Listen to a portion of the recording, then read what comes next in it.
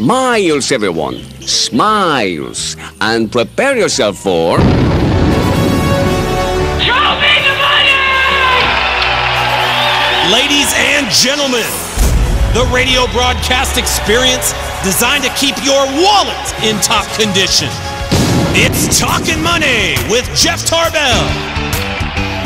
Talkin Money. Talkin Money. More money, more money, more money. And now entering the studio, your guru for fiscal fitness, Jeff Tarbell.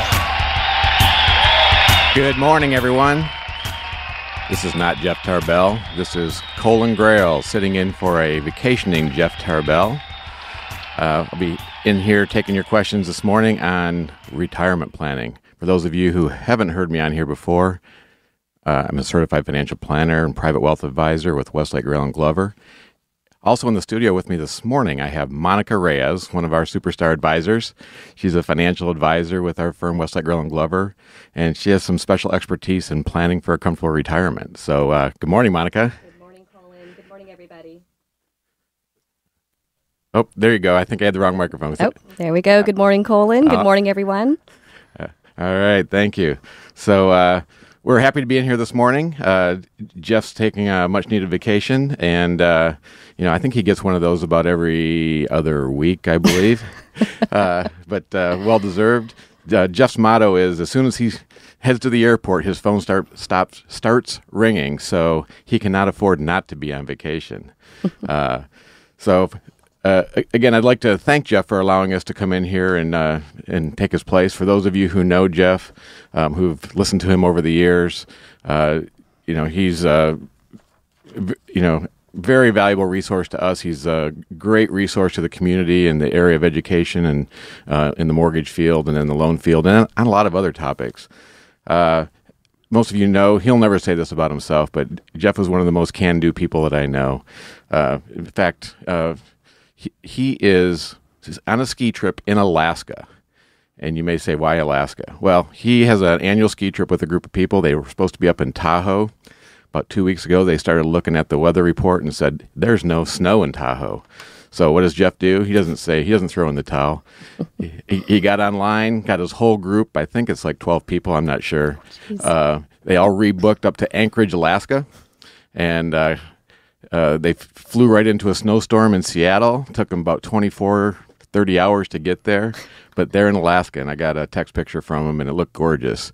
The only thing that didn't show up in the picture when I went online and checked it is this morning it was negative 12 degrees in Anchorage, Alaska. So Careful what you wish for, Jeff. View was gorgeous, but I hope they're having a good time. And as his wife Kim always says, being married to Jeff is an adventure. So again, thank you, Jeff, and hope you enjoy the day off, and glad we could give you a break this weekend. So, interesting week, interesting start to the year. I'm not sure what goes on with this economy. It's a very unpredictable economy. Last year, we had all this talk about U.S. debt crisis, downgrading of debt. All this hype up to what's going to happen if they downgrade the U.S. debt. They came out with their downgrade. The U.S. market went up 10%. Earlier this week, or the end of last week, there was right after the markets closed for the long weekend, there was a downgrade in Europe debt. What happens on the opening? Zoom. Markets are back up again. So, what does that tell us?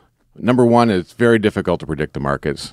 Number two, there's a lot of stuff going on out there that is not a surprise to the investment community. Just because there's a headline that says they've taken a little bit of action on something doesn't mean that those risks aren't factored in, and that the investment community is actually happy to see something being dealt with, and they see that as a positive note.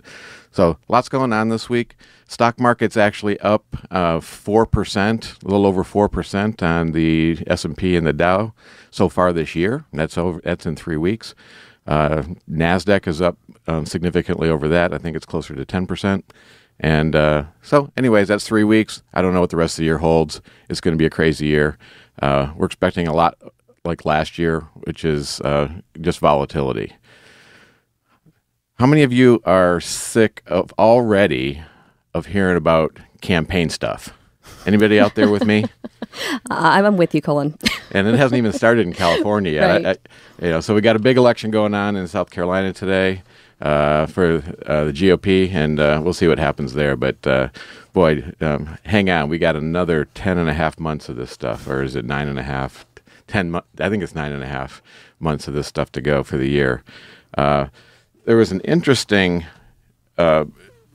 series of events around Romney and his financial information. A lot of pressure to disclose his tax returns, information coming out on that he's in the 15% tax bracket because he makes all of his money on investments. There's incentives out there that say if you make your money through dividends or capital gains, that you get a preferred tax rate. There's some other interesting news that came out in the news, and this is starting to come out through some of his financial disclosure information that's out there, is that he holds a big IRA. Monica, what would be a big IRA to you? Oh, to me, couple million. That would be big. I'd take that. Yeah. If Well, the report shows that Romney has an IRA, and now this is the accuracy of our news reporting. He has an IRA somewhere between $20.7 million and $101.6 million. somewhere in between. What that means is he's got money sitting in there, hopefully growing. It looks like it has been growing, and he's not paying any tax on that growth for the time being. So, is it going to stay that way forever? What do you think, Monica? Does he get away without paying tax on his money? Well, it can't stay that way forever. Yeah. So when you have an IRA, it's tax deferred, of course. I think many people that have IRAs know that. But there comes a time when you have to start taking some money out. Mitt Romney will be 70 and a half the year you have to start taking some money out in 2017. So 5 years from now. I did a little calculating, and I just kind of split the difference here and said, what if he has a $50 million IRA? At 5-6%, that's going to grow to just a little bit under $70 million by the time he turns 70. And then he hits what's called required minimum distributions. Anything you withdraw from your IRA is taxed at the maximum, or at ordinary income tax rates. You do not get the 15% tax rate. So in his case, in today's law, it would be 35%. He'd pay probably some Massachusetts tax, another 5%. He'd probably lose a few other deductions. So he's probably getting close to 50%. The amount he would have to take out of his IRA at age 70 is $2.4 million.